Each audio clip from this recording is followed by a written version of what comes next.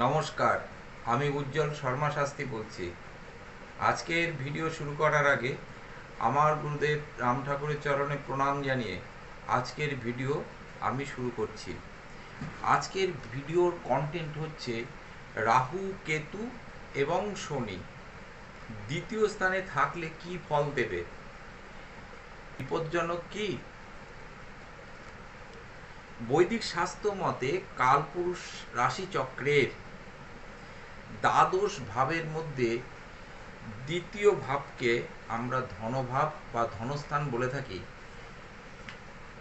জ্যোতিষাঙ্গিকে ধনস্থান বলা হয় দ্বিতীয় ভাবকে। এই দ্বিতীয় ভাবই হলো যে কোনো জাতক জাতিকার ধনস্থান। এই স্থান থেকে আমরা কি কি দেখি? সঞ্চিত অর্থ, আমরা দেখি বাকশক্তি, বুদ্ধি, খাদ্য, পরিবার, আত্মীয় স্বজন, এগুলো কিন্তু আমরা এই দ্বিতীয় স্থান থেকে দেখে থাকি। বলা যায় পৃথিবীতে থাকতে হলে এই জিনিসগুলো কিন্তু খুব প্রয়োজন। শনি, রাহু এবং কেতু গ্রহ হলো পাপগ্রহ। ধনস্থানে পাপগ্রহ কি কি ক্ষতির কারণ হতে পারে? ধনস্থানে পাপগ্রহ কখনোই শুভ ফল দেয় না। ধনস্থানে পাপগ্রহ বেশিরভাগ ক্ষতিই করে থাকে। শনি গ্রহ যদি দ্বিতীয় স্থানে থাকে তাহলে কি হবে? শনি গ্রহ তো খুব ধীরগতির গ্রহ, বৃদ্ধ কারক গ্রহ, সব কিছুই দেরিতে ঘটায়। শনি যদি ধনস্থানে থাকে তাহলে কি হবে? শনির মহাদশা যদি চলে, ধরুন শনি ধনস্থানে আছে, শনির মহাদশা, শনির অন্তর্দশা এগুলো যদি চলে, তাহলে কিন্তু অর্থ সঞ্চয় হওয়ার ক্ষেত্রে খুব অসুবিধা হবে। অর্থ সঞ্চয় হবে না বললেই চলে। বিভিন্ন অর্থনৈতিক বাধা বিঘ্নের মধ্যে পড়তে হবে। এই শনি যদি দ্বিতীয় স্থানে থাকে তাহলে অর্থহানির সম্ভাবনা থাকে, এবং সে যদি শত্রু গৃহ হয়ে থাকে শনি, তাহলে অর্থহানি হবে। অর্থ কষ্ট কিন্তু তার ভোগ করতে হবে। অর্থ সঞ্চয়ের জন্য কিন্তু তাকে প্রচুর পরিশ্রম করতে হবে। অর্থ সঞ্চয় হবে না বললেই চলে। শনি দ্বিতীয় থাকলে জাতক জাতিকারা সাধারণত মিথ্যে কথা বলে থাকে, মিথ্যেবাদী হয়। প্রতারণা দ্বারা এরা অর্থ ইনকাম করার চেষ্টা করে। অপ্রিয় কথা বলে শত্রু সৃষ্টি করে। অপ্রিয় কথা বলবে এবং শত্রু সৃষ্টি হবে। এরা সাধারণত মনে আঘাত দিয়ে কথা বলে থাকে। দ্বিতীয় স্থানে যদি এই শনি থাকে তাহলে মনে আঘাত দিয়ে এই জাতক জাতিকারা কথা বলে থাকে। মোট কথা বলা যায় ঠোঁট কাটা। এই জাতীয় মানুষকে কিন্তু সবাই এড়িয়ে চলার চেষ্টা করে। মোট কথা বলা যায় কটুভাষী। বিবাহে বাধা কিন্তু সৃষ্টি হয় এই দ্বিতীয় শনি থাকলে। দেরিতে বিবাহ হতে পারে দ্বিতীয় স্থানে শনি থাকলে। শনি দ্বিতীয় থাকলে খাওয়া দাওয়া কিন্তু অনিয়ম করে। খাওয়া দাওয়ার কোনো নিয়ম শৃঙ্খলা থাকে না। বাসি খাবার খাওয়া কিন্তু এরা পছন্দ করে। হজম শক্তির সমস্যা এদের হয়। এই বাসি খাবার খেলে তো হজম শক্তির সমস্যা হবেই। দাঁতের সমস্যা হয়, মুখের রোগ হয়, চক্ষুর রোগ হয়। এগুলো সাধারণত শনি দ্বিতীয় স্থানে থাকলে এই সমস্যাগুলো হয়ে থাকে। রাহু যদি দ্বিতীয় স্থান বা ধনস্থানে থাকে তাহলে কি হবে? এবং সেই স্থান যদি রাহুর শত্রু গৃহ হয়ে থাকে বা শত্রু স্থান হয়ে থাকে তাহলে কি হবে? ধনহানি হবে, চুরি হওয়ার সম্ভাবনা থাকে, আর্থিক ক্ষতি হবে। রাহুর দশা যদি চলে বা অন্তর্দশা যদি চলে তাহলে প্রচুর আয় যেমন হবে তেমনি কিন্তু ব্যয়ও হবে। বিবাদপ্রিয় এবং ছল চাতুরি প্রিয় হয় রাহু দ্বিতীয় স্থানে থাকলে বা ধনস্থানে থাকলে। যা বলে তা কিন্তু তা করে না।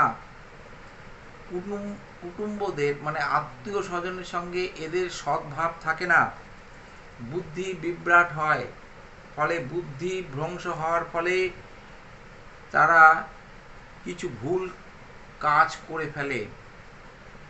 ভুল স্থানে এরা অর্থলগ্নি করে থাকে। যদি এরা ব্যবসা করে থাকে, ভুল স্থানে অর্থলগ্নি করে থাকে, প্রচুর অর্থহানির কিন্তু যোগ দেখা যায়। বিবাহ নিয়ে গোলযোগের সৃষ্টি হয়। বিবাহজনিত কারণে এমনকি মামলা মোকদ্দমা পর্যন্ত হতে পারে। দাম্পত্য সুখ হয় না। ভুল বাক্য প্রয়োগ অল্পতেই মাথা গরম হয়। ঝগড়া কলহ লেগেই থাকে। অশ্রাব্য ভাষা এরা ব্যবহার করে থাকে, ফলে মানুষের সঙ্গে কিন্তু অশান্তি হয়। সন্তান হওয়ার ক্ষেত্রেও সমস্যা হয়, অতিরিক্ত খরচ হয়। সন্তান ধারণের জন্য অতিরিক্ত চিকিৎসাজনিত খরচ বৃদ্ধি পায়। সন্তানের থেকে দুঃখ পর্যন্ত পেয়ে থাকে এরা। সন্তানের থেকে দূরে থাকতে এরা বাধ্য হয়। পারিবারিক সুখ শান্তিতেও কিন্তু বাধা থাকে রাহু যদি দ্বিতীয় স্থানে থাকে। খাদ্যরসিক হওয়ার জন্য নানা ধরনের খাদ্য এরা গ্রহণ করে। মশলা জাতীয় খাবারও পর্যন্ত এরা অতিরিক্ত পরিমাণে খাওয়ার জন্য পেটের গণ্ডগোল হয়, পেটের সমস্যা হয়। দাঁত, চোখ, মুখের চামড়া, মাথার চুলজনিত সমস্যার সৃষ্টি হয়। বদমেজাজি এবং চণ্ডাল রাগ হওয়ার জন্য এদের প্রেশার বৃদ্ধি পায় রাহু যদি দ্বিতীয় স্থানে থাকে। দ্বিতীয় স্থান যদি অগ্নিকারক রাশি হয়, তাহলে কি হবে?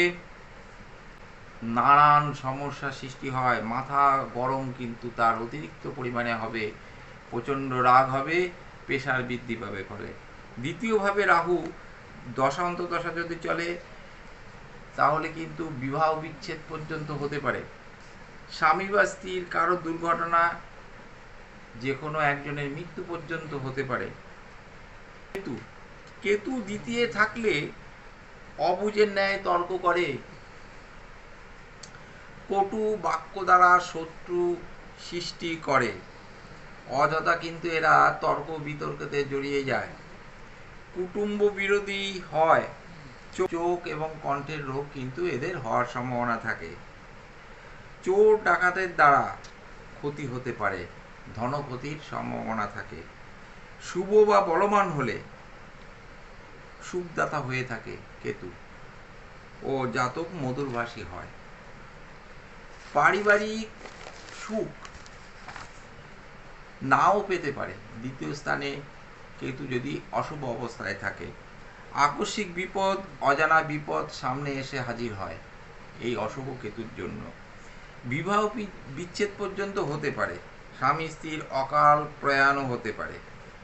কেতুর মহাদশা, কেতুর অন্তর্দশা, এমনকি প্রত্যন্ত দশা যদি চলে, তাহলে কি হবে? অর্থ হারিয়ে যাওয়া, চুরি হয়ে যাওয়া, আর্থিক কষ্ট ভোগ করা, বুদ্ধির ভুলে আর্থিক ক্ষতি, এগুলো কিন্তু হয়। অযথা অর্থ ব্যয়, দেনা হয়ে যাওয়া, দেনা পরিশোধ করতে না পারা, পরাক্রম শক্তি কিন্তু কমতে থাকে। সাহস এবং ঊর্ধ্ব শক্তি কমে যায়। ফলে কি হয়? ভুল সিদ্ধান্ত এরা নিয়ে ফেলে এবং নিয়ে ফেলার যোগ থাকে। কাগজ নথি না পড়ে সই করে বিপদে পড়ে যায়। বাসি খাবার খাওয়া, ঠান্ডা খাবার খাওয়া, খাবারের প্রতি অনীহা এদের জন্মে। সময় মতো খাবার কিন্তু এরা গ্রহণ করে না। পেটের সমস্যা, হজম শক্তির সমস্যা, মুখের ও মাথার চামড়ার সমস্যা, চুল পড়ে যাওয়া, এগুলো কিন্তু অশুভ কেতুর জন্য হয়ে থাকে। ঠান্ডা লাগার প্রবণতা, অ্যালার্জি, শ্বাসকষ্ট, এগুলো কিন্তু কেতুর প্রভাবে হতে পারে। তাহলে আমি আমার ক্ষমতা অনুযায়ী যতটুকু সম্ভব তুলে ধরার চেষ্টা করলাম। দ্বিতীয় স্থানে বা ধনস্থানে রাহু কেতু শনি যদি অবস্থান করে তাহলে কি কি ফল দিতে পারে। আজকের ভিডিও যদি আপনাদের ভালো লাগে আপনারা অবশ্যই লাইক শেয়ার সাবস্ক্রাইব করবেন। লাইক শেয়ার সাবস্ক্রাইব করলে আমি নতুন নতুন ভিডিও তৈরি করার মানসিকতা পাবো।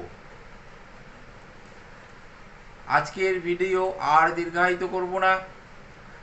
আপনারা যদি মনে করেন আমাকে দিয়ে আপনাদের নেটাল চার্ট বা জন্ম চার্ট বিচার করাবেন তাহলে সব রকম ব্যবস্থা আছে, অনলাইন এবং অফলাইন। অনলাইনে আপনি হোয়াটসঅ্যাপে যোগাযোগ করতে পারেন, ফোন নাম্বারে ফোন করে জানতে পারেন যে আমি কোথায় কোথায় বসি। আপনারা আমার সঙ্গে যোগাযোগ করতে পারেন এবং প্রতিকার কম রিজনেবল রেটে আমি করে থাকি। শাস্ত্রীয় মতে প্রতিকার করে থাকি, নিশ্চিত ফল লাভ আপনাদের হবেই। আজকের ভিডিও আমি শেষ করার আগে আপনাদের সবার মঙ্গল প্রার্থনা করি। আপনারা সবাই সুস্থ সুন্দর থাকুন, ঈশ্বর আপনাদের মঙ্গল করুন। আমি আমার গুরুদেবের চরণে প্রণাম জানিয়ে আপনাদের সবাইকে আমার নমস্কার জানিয়ে আজকের ভিডিও আমি এখানেই শেষ করলাম।